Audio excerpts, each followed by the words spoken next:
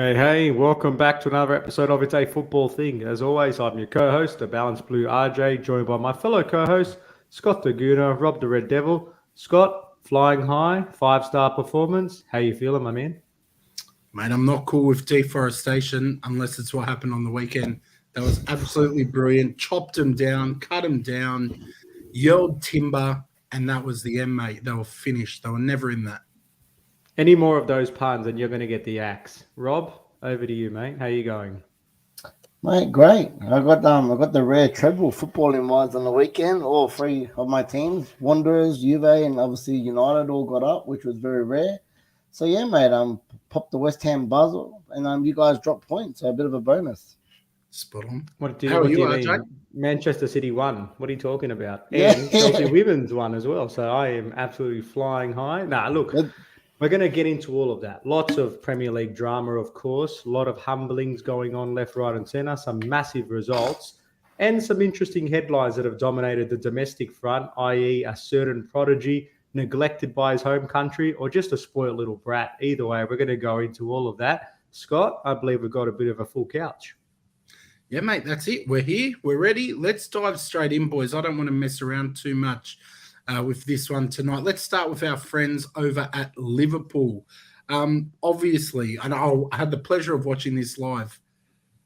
Beaten by Leeds, and Leeds played quite well. We saw this when Leeds played Arsenal. They're not as bad as the table might suggest they are. They've certainly got something happening. It's just about lifting. And to see that winner going against Liverpool, tell you what, it was enjoyable, boys. Now, we've spoken about Jurgen Klopp a couple of times and where how much patience and how much credit is actually in the bank. He's done good things for them.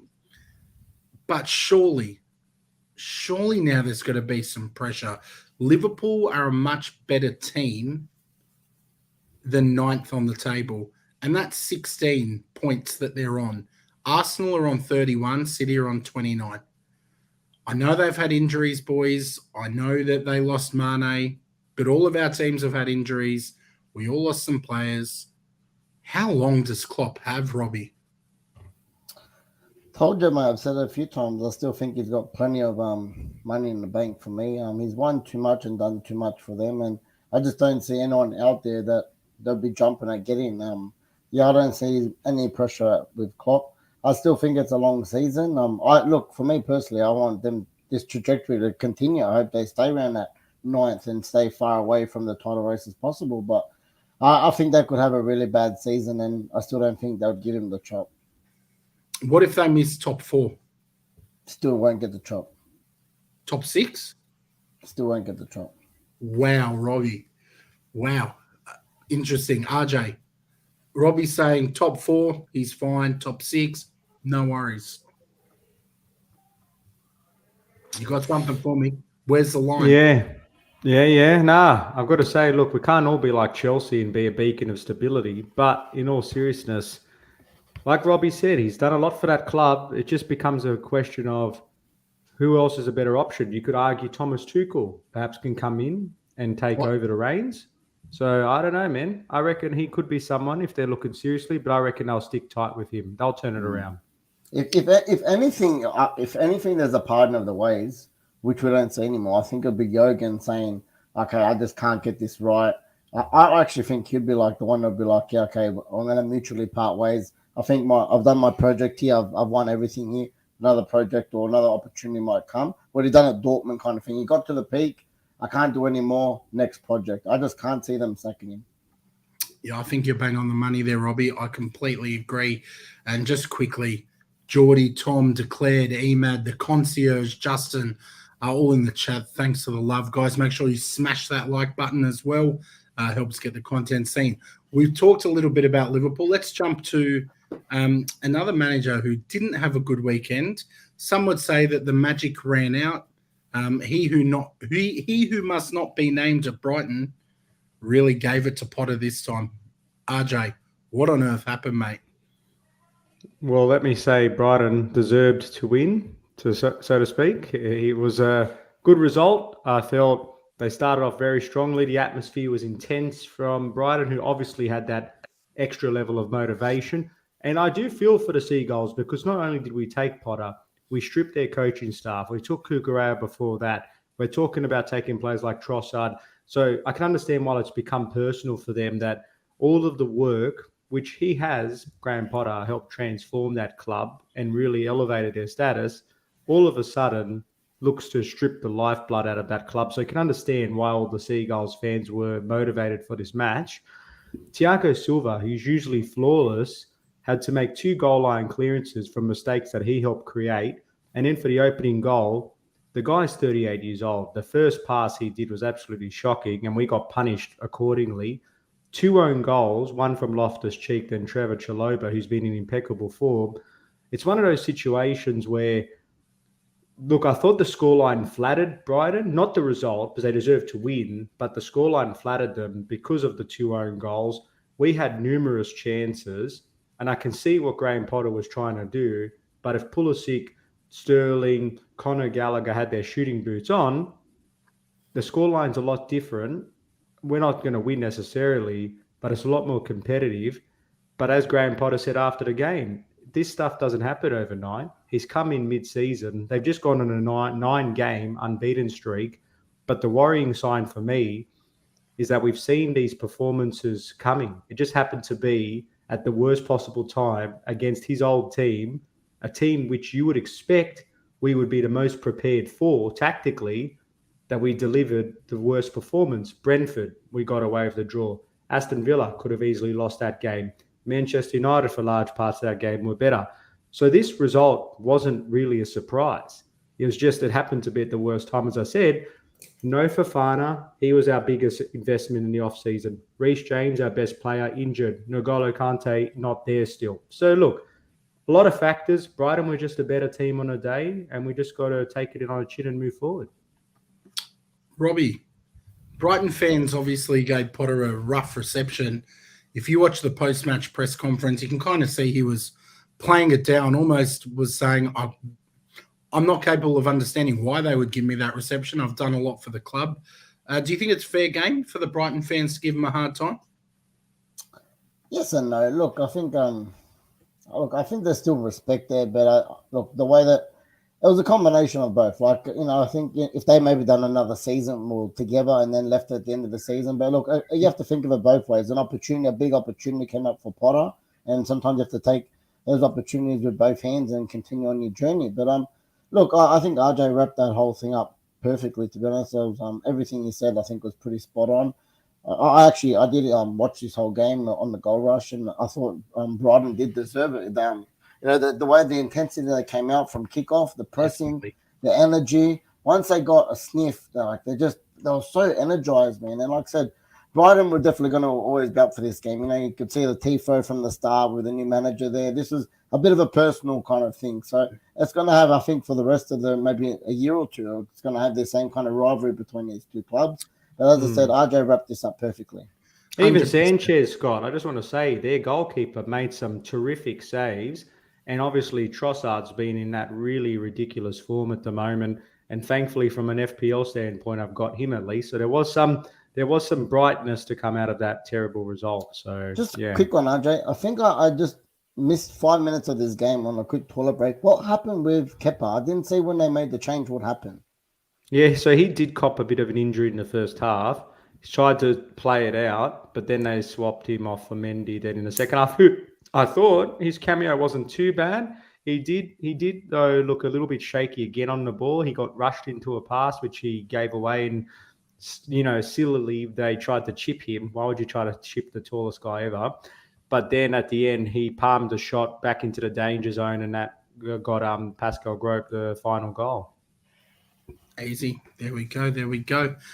Tom with a good comment here. Brighton fans don't hate Potter. They're just excited and got caught up in the moment. They still love the fact that their games are even televised and wanted to experience some booing. Interesting. You know what? I don't know if we'll be able to call Brighton a smaller club for much longer. There seem to be good things happening there. And Potter's certainly played a big role in that. Speaking of a club where good things are happening, it has to be mine, boys. 5-0. What a way to bounce back after the disappointment against Southampton. and against a team who had just beaten Liverpool, albeit a weak Liverpool, you still got to get the job done. So for us to beat Forest like that, I was very impressed. It was emphatic. It was professional. We had Bukayo Saka go down for an injury, probably the only worry for me. I would have liked him to come off straight away. He was showing signs of discomfort. Mikel Arteta kept him on another maybe 5-10 minutes.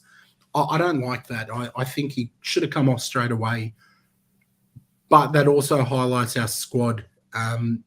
We still need to add players. If we're going to sustain a title challenge, we need to back this squad up. We did have Reece Nelson come on. I'm going to call him the Dutch Volpato because he had one great game and the hype is going mental. But I was really happy to see him have a good game. He came on, a couple of goals, assists, dangerous play, and good on him because he hasn't been in the squad a lot and he deserves his chance. So happy to see it happen. Hopefully Saka's back soon. Not looking like it'll be a big injury. But we just got to keep moving on. The team seem very grounded right now. So, and another game, Jesus, no goal, but absolutely pivotal in everything we did. Got assists, drew attention from the defenders that opened up space for our wide men. I couldn't be happier with how we're playing at the moment, despite the blip last week. RJ, you have any comments on that match? Yeah, it was upsetting as a Chelsea fan to see them playing so well. It's like you back this guy, he's had the ups and downs and they're starting to pay dividends. But I really like the way that they play vertical and try to use Jesus as the hold up. Like I saw the passage for I think it was the fourth goal where they just a short pass it into him. It was in a very small zone, was able to then shuffle the ball out wide because they all zoned in on him. He's just really good. Yeah, good one, Butchie. Congratulations on beating the West Ham Cup. But anyhow, back to Arsenal for a moment. Really impressed, man. Like, they're dangerous. They're a dangerous-looking team, and what a goal from Thomas Partey. He's got that in his locker, doesn't he? We've seen that the other week when we were at the game and against Tottenham, I think it was a similar sort of strike. And you know what? Granit Xhaka as well. Hats off to him. This is the best season I've ever seen him play in an Arsenal shirt. And long may it continue. He's really stepped it up this season. He hasn't been red carded yet. So long may that continue. I'm touching wood. So fingers crossed that continues. Robbie, are you worried about what Arsenal are doing at the moment?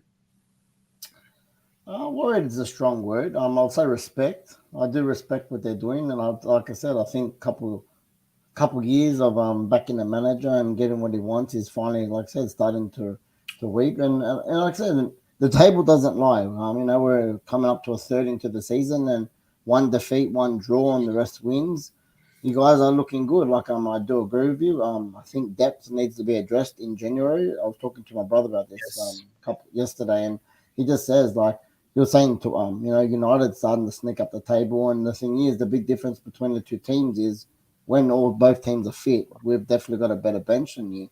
And you guys, we need to go in and we need to get starters on the bench as well that can make an impact. Because you're gonna get your people every now and then you're gonna get someone when Smith Rowe comes back, he's someone that's decent off the bench or people like that. But you guys need to go out there and buy another 2 or 3 people, maybe another backup striker. And Keddy is okay. I don't think he's a world beater. But yeah, if you guys want to really get that Champions League spot on lock and push for, you guys you are in the title race. I think better add a bit more. But just quickly on Jesus, he really gave me Firmino vibes at the moment. The way how Firmino was when Liverpool was dominating a couple of years, how he wasn't getting all the goals, but holding up the play, linking up the play, getting assists. So like I said, he's not scoring, which a striker is supposed to do, but he's definitely making an impact on the game. Absolutely. Let's jump to your team, Robbie, now that we've got the United fans all in the chat. I'm sure they'll give their views. Marcus Rashford, 100th goal. A player who divides opinion. I'd love to know if you think he's reached that potential or if you think there's more to come. And just your thoughts on the performance, Robbie, because obviously big 3 points. There are no easy points in the Premier League. What did you make of it? Yeah, look, I said it on my socials a few times. I'm absolutely wrapped with this game. A different kind of win for us. I thought the first half it was all us. We created, we played well. Obviously, toward just before halftime, we got the goal that we needed, a great header and a great assist from Rashford and a great assist from Christian Eriksen, who, for me, has been the absolute heart of our team, pun intended. And then there was just a bit of a turnaround. West Ham obviously chased the game much of the second half, and this is where, again, I'm proud on both halves. We attacked great, and then we defended just as good as a unit in the second half. You could tell that, from the substitution from Ten Hag, that instead of, we had like people like Sancho, etc., Garnacho on the bench, and he bring on like McTominay and Fred. At that point, I said, okay, I think he's like, we want the points here. I'm happy with a 1-0. And, it was just like watching Burnley, man. West Ham really threw the kitchen sink, and it was a lot of long balls, a lot of crosses into the box. And look, people you have to give credit to Harry Maguire, Martinez, Dalot. They all chipped in, aerial threats. There was heaps of corners. The last 10 minutes was just all West Ham. David De Gea come up with about 3 or 4 world-class saves. Mate, what a keeper at the end, hey? And you know what? That's what makes a good goalkeeper. So first half, he barely touched the ball. The last 10 minutes, when you need him to come, he made those 3 or 4 big saves, mate. And for me, it was massive 3 points, mate, because another home win. But like I said, these are the games that we don't, Chelsea drop points. We normally drop points as well. We need to take advantage of these situations. And in the form we're in, 2 games more to the World Cup break, possibly on paper winnable games. We can, we're just outside that top 4 with a game in hand as well. RJ, I don't like when they start winning matches, mate. We've got shouts here that Martinez is the best centre-back in the league so far. Don't know what Newcastle would say about that, considering they've only conceded 10 goals, the least in the league. But what do you make of this, RJ? They're looking strong, man. We've said this for some time now. We felt the full force of them the other day, even though they didn't get the 3 points. Ten Hag has solidified that group. You can tell that they're giving me similar Mourinho vibes, in the sense of when they are up, they're a team that are very difficult to penetrate. They look invigorated under him. They're still not playing the most free-flowing football. They're better. It's better, no doubt. And it's not going to happen overnight, but they are looking like a better team overall in both phases of play. And that's a scary thing, because we all knew that this guy was good, and you're slowly starting to see some of his methods coming onto the pitch, and now the results are starting to follow. So now you're getting performance and result. So that it's a scary proposition, but hey, for a long time we've enjoyed United in the mud. Seems like that's no longer the case. That's it. The tides have turned. Look, I wanted to ask you, Robbie, because I actually didn't catch this game, but I heard you say something. Was my man Sancho on the bench? He was on the bench, mate. He was. Full game. Full game. What are you trying to get at, mate? Scott had a word to Ten Hag. He said, bench him, mate, you'll win. Mate, I'm shocked. Yeah. I'm shocked. No, it's not. We actually had it was Elanga got a first start. He played Ronaldo as a 9 and played Rashford off the left. Everyone knows Rashford's best position is off the left. So look, again, we had a couple late injuries. Anthony was a late one. Lindelof was a late one. But yeah, again, we'll see what happens. Anthony Martial, for about the 400th time, is seen pictured this time in training. So I'm hoping he gets past the 27th mark because I think he's going to be a vital part of this team. I think he's the man that Ten Hag, when fit, I think pre-season he was great. He was great, and I think, and his little cameos he's made this year have been all important. He's chipped in goals and assists. When he's fit, I think he starts down the middle, and I think it'll be like him, Anthony, and it's going to be a good fight for people like Sancho, for Rashford, people like that on the left-hand side. So good competition for positions, which we all need. Speaking of competition, how did Ronaldo play overall? Because I know he started, but how did he actually perform? Yeah. I know he didn't score a goal and assist, but how did he actually play? For me, look, I'll put it, straight down the middle. Borderline poor game, but the positive for me was attitude was great. That's the big thing, because a lot of people said, what's the reaction going to be like? This is why I have to credit again to the manager. His man management for Ronaldo has been top class. We all seen the fiasco, what happened. He pulled him out of the team. He had his little, okay, bang, you're not going to come to Chelsea with us. Next week, Sheffield, Europa League, he started up top. Again, we had a few injuries, and then Ronaldo, he was going to go 50-50 on this. His brother, he was going to throw his toys out of the pram, get the shits, so don't look like he's, but it was a 70, 80th minute in the game, and he's running down balls that look like we're going out. He was chipping in like more. That's he was pressing to the end. Mm. So he was clapping his teammates. He was thumbs up for crosses. So look, the most positive thing was his attitude. Like I said, overall, game-wise, for me, borderline poor, but the main thing was his attitude. Fair enough. Boys, just quickly, I feel like we'd be committing a sin by not giving some kudos to Paul's boys, the Newcastle boys, 4-0 over Aston Villa, 4th place. This is happening very quickly. I don't think anyone was predicting Newcastle to be hitting these heights so soon, but Eddie Howe's system is reaping rewards. He's getting the most out of all those players.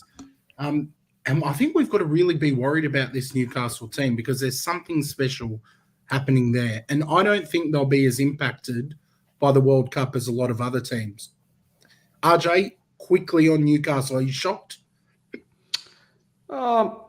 Yes and no. Yes and no. Like he didn't just come in during the off-season or mid-season. He's had some time, mate. Like their team have strengthened. That midfielder, obviously Bruno Guimaraes, he's a top player. You see, I think it was the 3rd goal. They were defending the position. He's on the edge of the box. He uses his strength to not only hold off the challenge, get up, quickly play the pass, and they start that attack just from him. So he's just a top quality player. So when you get these top quality players that are, now getting some chemistry, I'm not super surprised. But man, the manner of their wins, I think I'm surprised about. But I tipped 4-1. I was so close to being on the money. So, but yeah, they're going great guns at the moment. Definitely a team to watch. Interesting. Would love Emad in the chat to give me some logic behind this one because both teams outperforming preseason expectations. So I would love to know your thinking behind that, Mr. Emad. We still have to cover Mr. Volpato, Christian Volpato, and the controversy or no controversy that's been coming up after his great performance to Roma. I want to quickly touch on a couple of little domestic things as well, boys. Was there anything else from the Premier League that you wanted to quickly give a mention or a shout out to? Go on, RJ. Well, and Robbie, I'm sure will have something to add to it. Kevin De Bruyne's free kick, incredible. That was what made the difference between them and a draw against the Foxes, who I thought did well to show a lot of resilience. But that moment of class, that's why Man City could continue to fight for why they fight, because they can rely on that individual moment of brilliance. And also want to just unfortunately give kudos to Tottenham. 2-0 down, second half, 3-2. Huge bloody result. It hurts all of us. But Robbie, what did you think about that? Well, yeah, that's the one I was going to bring up as well. And, looking at that, I'm like, obviously watching the Chelsea game at the time, I'm watching the live scores, 2-0. I'm like, this is great at the moment. Obviously what Chelsea was at the moment, mate. And then, look, that's them. I feel like that's their whole season at the moment. I feel like they've lost about 20 games, but they're still sitting 3rd.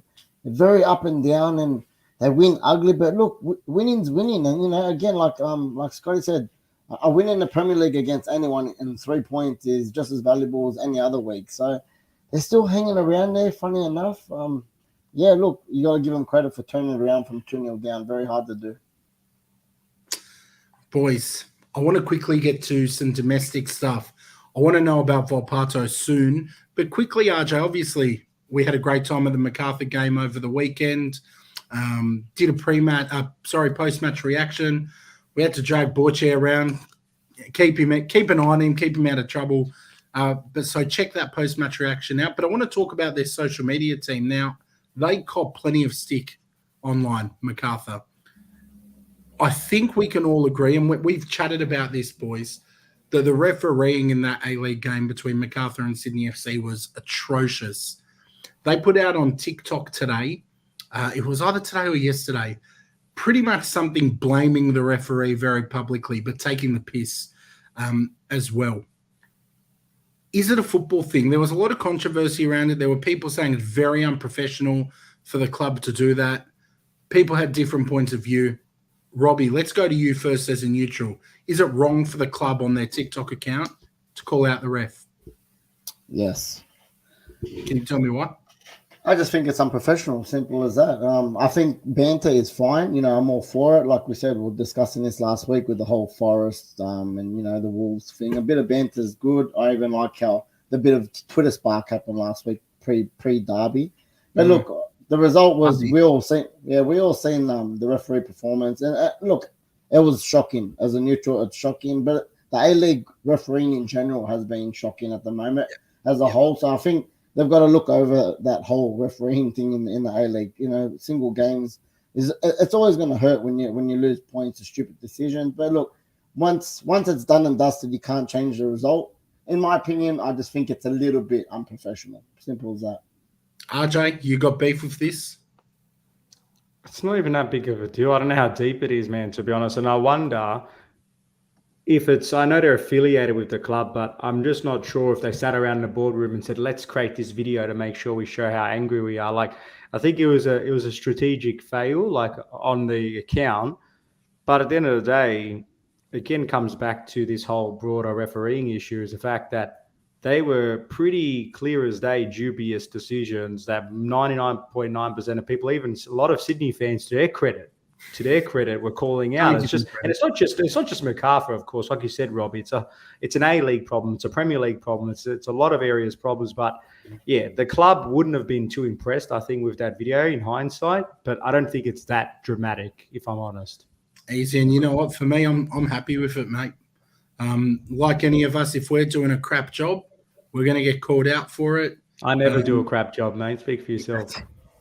So I think it's about time referees are made to be accountable. I've been calling for refs to give post-match conferences for years.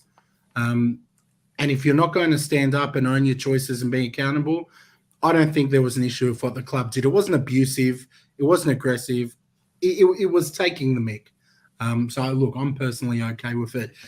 Robbie, I know you got down to the Wanderers match. Anything you want to say about that before we move on to your comrade, Mr. Volpato? I love it. No, look, it was good. Took the missus down, sat in RBB. It's been a while, but look, the atmosphere was really good, just underneath the 10K mark. Look, flying high at the moment. Mark Rudin has got he's refreshed the whole squad. Got some really good players in there, some leaders, defensively really sound. And yeah, look, I thought we dominated most of the game. Obviously got the 2-0 win, which is beautiful. Equal top of the table, and we go marching on. All right, okay. Now we're going to talk about Christian Volpato, who had a cameo appearance for Roman this morning, a very good cameo appearance. And there's been a bit of controversy. There's been a little bit of controversy around this because not through his fault. I have to first pardon him for that because it's not him. This has come out from journalists and personalities pretty much saying, call him up, give him another chance to come and play for the Socceroos. He won't turn down a World Cup. Now, there are different points of view on this. For me, actually, you know what? Before we give any of ours, boys, there's a few comments in the chat. Let's read what some of the listeners have to say, and then let's punch out our opinion. Lexac saying, don't accept him. He doesn't deserve a spot and he won't play for the badge. Also a bit cocky and thinks he's better than the rest of the Aussie lads. Borche saying he needs to try beat Macedonia first. Declared, Volpato not picking the Socceroos is a disgrace. He came through the Australian A-League system while growing up in Australia, the country who made him who he is. I'm just seeing if there are any more. I can't see any more about Volpato, but if you've got a point of view, chuck it in. Maybe we start with you, RJ. You are the balanced blue. Not according to Bocce, but in all seriousness, look, it's a sad situation. This guy was growing up here. He was obviously a hot prodigy. You read the articles from Vince Rugari, and you saw it from Tom as well. We saw it before. They paint a very interesting perspective that this guy here was clearly a hot prodigy. Apparently his heart was with Australia, was neglected according to these people. They have overlooked him. He's gone and said some silly things, which we all saw and we all agree was silly to say at the time. Now he's taken over by Totti as his agent, gone to Italy with his heritage. He's now decided to declare his allegiance to them. Obviously, Italy didn't make the World Cup. That's obvious. But now, if the opportunity has presented itself now to play for the Socceroos, would he change his mind? It's an interesting situation. Look, for me personally, it's obviously an honour and privilege to play for any country, so it's not a given. You should be patient. You should earn your right to be selected. But I'm just not sure that you put the red pen through this guy off that comment alone, being the fact that it was an off remark. He was young when he did it, and he could make up for it. What happens if Socceroos turn around and pick him now? And what happens if he ends up having an awesome World Cup? Like, would your view on him change? So to me, I just like to think about it a little bit more critically. But yeah, open to getting a bit of whiplash from that. Robbie? Yeah, look, it's weird how much it's blown up, like, again, and not through his fault, Rob. This is coming through Australian football soccer Twitter.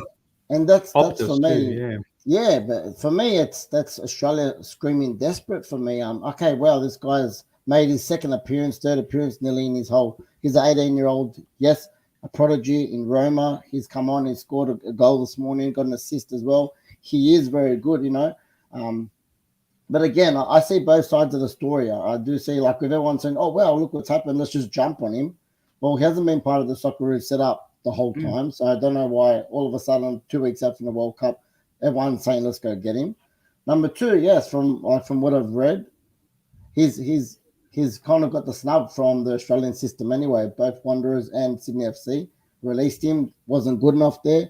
Next minute, gets scouted by Roma, and he's playing in the Serie A. And no matter what you say there's a lot of, if you look at that Australian team, mate, there's championship players in there. You might have a couple of players here, like Copenhagen here and there. We haven't got any superstar players. So this guy at a club, on club at paper, at his age, is probably, at the best peak of his power of playing, where he's playing at the moment. Training under Jose Mourinho, playing with people like, Dybala, Tammy Abraham. He's got like a lot going for him. So look, for me personally, I've got no issues with him not picking Australia. And personally, I don't think he'll go back to picking Australia. He's been caught up for the under 19s and the under 20s, representing Italy at the under 20s Euros. And I watched his interview again from the other couple of months ago when Del Monte interviewed him and pretty much asked him the same question back then before this came. And he said, like, they've reached out to me. They gave me a chance. He goes, I felt proud as his same situation as me and RJ, obviously Italian heritage, always dreamed of playing for Italy from growing up. And he said, I was proud to sit there and sing the national anthem, scored 2 goals in the Euros as well. So for me, look, it's disrespectful me saying it's a downgrade going back and playing for your country you were born in. But mate, if I had to pick out of the two, and if I could get possibly one cap for Italy, I would take it, mate. So, but is he saying that, Rob? That's what I'm thinking. Like at that interview, I watched it.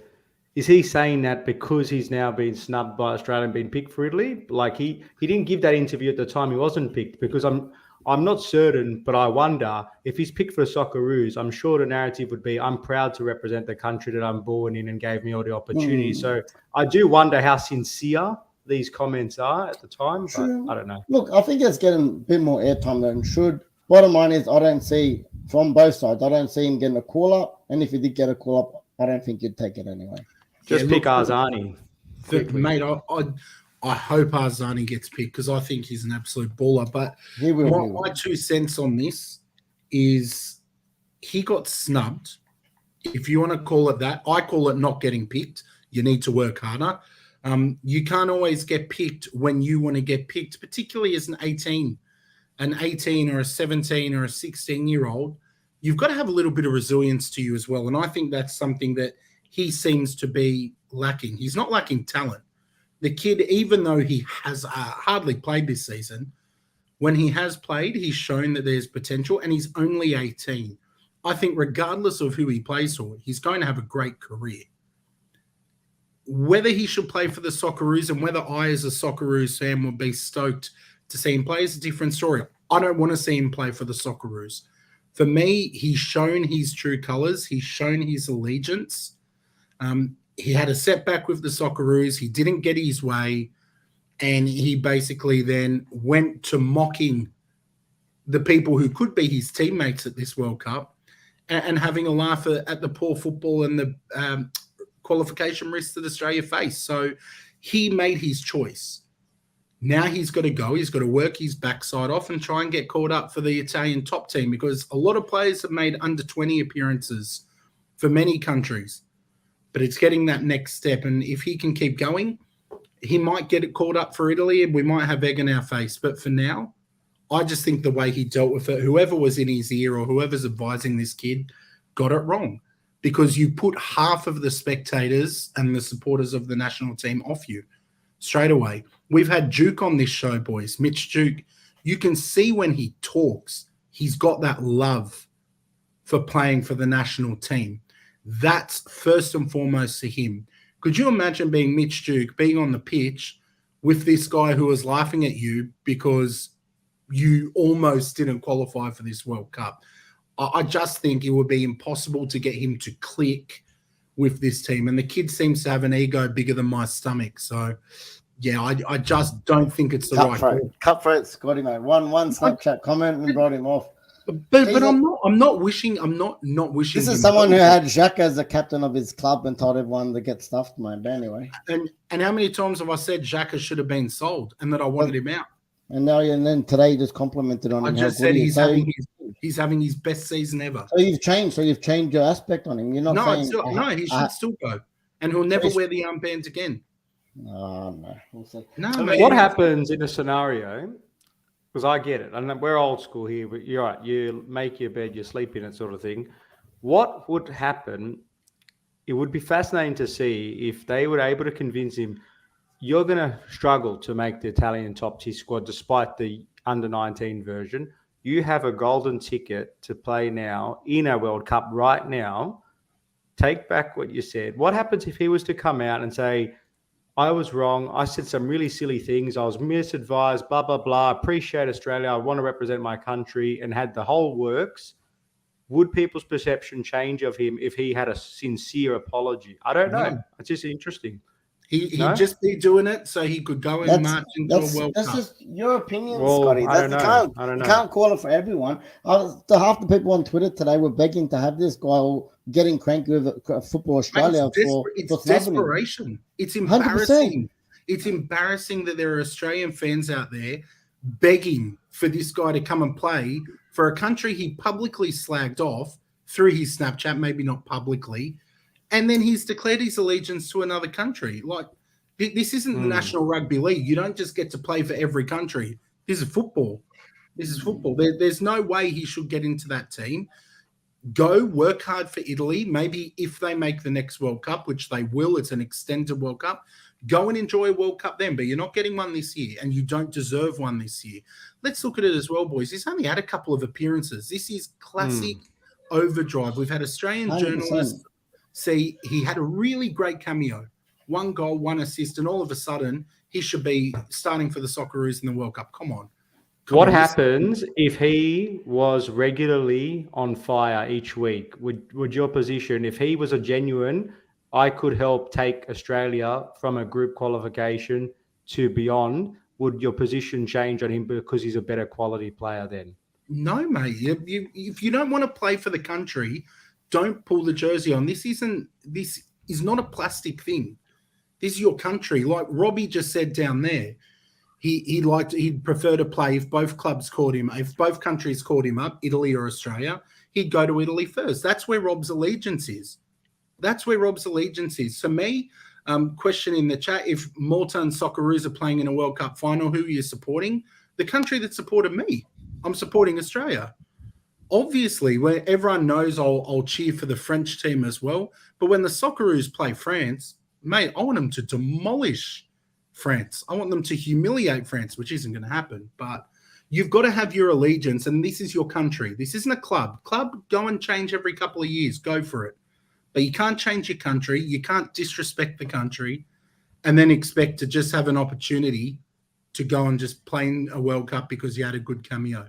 No, that's fine, but I said it just works both ways. Australians shouldn't be going and looking desperate to call out for him after the situation as well.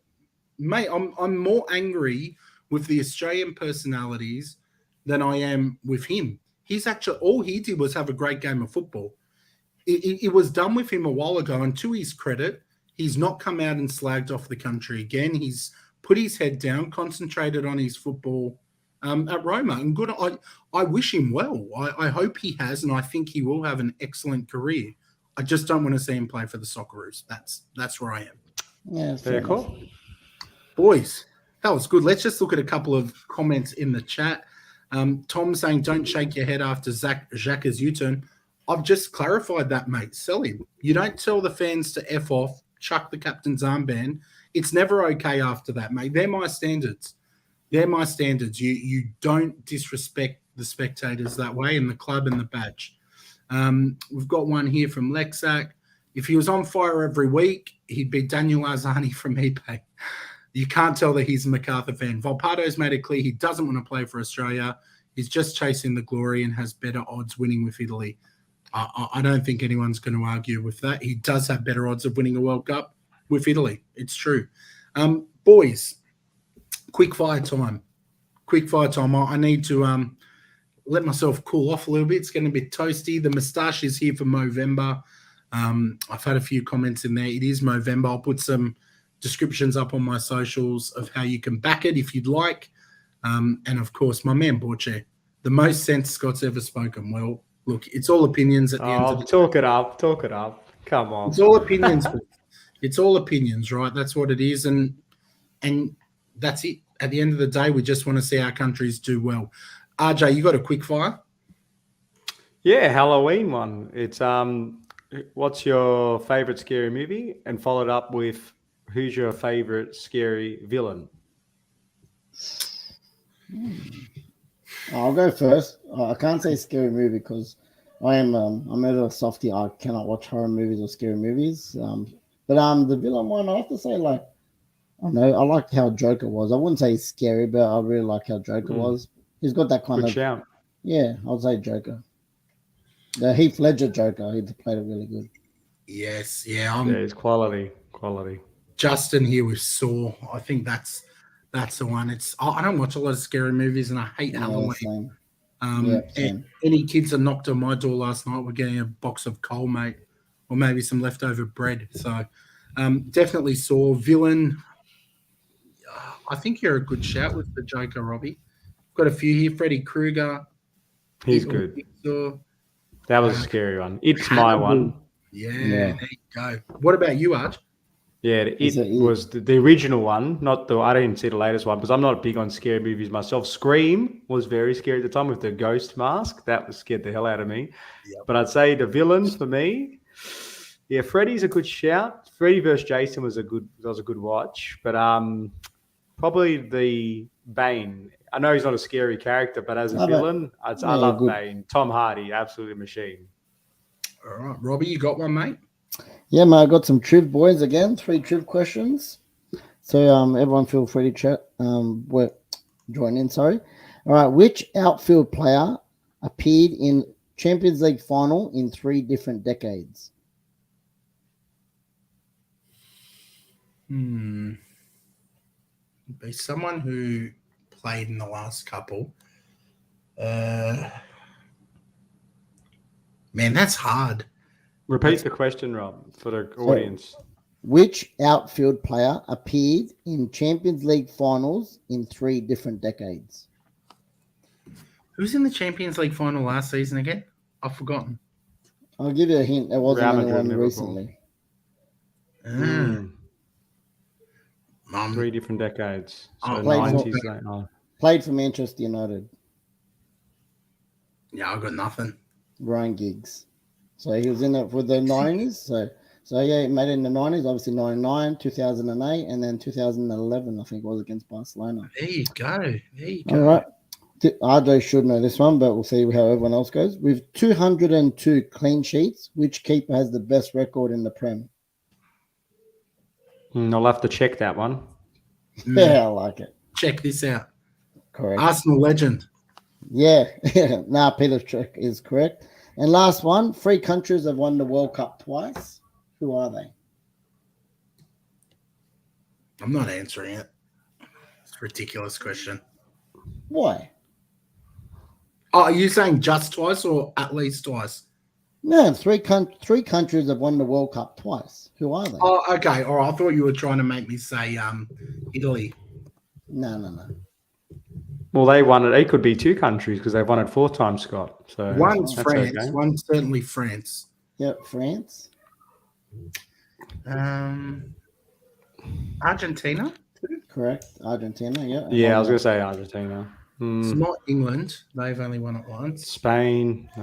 No. Brazil. No, Emma. Brazil's won it 5 times. They're 5. Yeah, Yeah. Brazil's on 5. Yeah. Germany's 4 times as well. Is it 3 times or 4 times? Germany. Spain done 2. No, Spain won. If you give Uruguay, up, no. Yep, Uruguay. Uruguay. I know they won the first one. When was the they second won. one they won? I think just after Italy. We won it in 34 and 38. I think well, Yeah, they won the first one. They won the first one. They won 1930, correct? Yeah. That's Yeah, right. yeah. Well Okay, done. I'll take that. Bonus point. All right, boys. I've got nothing this week. We will wrap it up there. There's obviously some UCL football coming up. Did you boys want to do some quick fires on it before we wrap up? Oh, look, just quickly, I think the Napoli-Liverpool will probably be a decent game because most of the games in the last game week are pretty much done. Like, there's not much to play with. Yeah, the groups, I think there might be, the biggest one is the Tottenham group. They're first currently and can go out into Europa League. Yeah.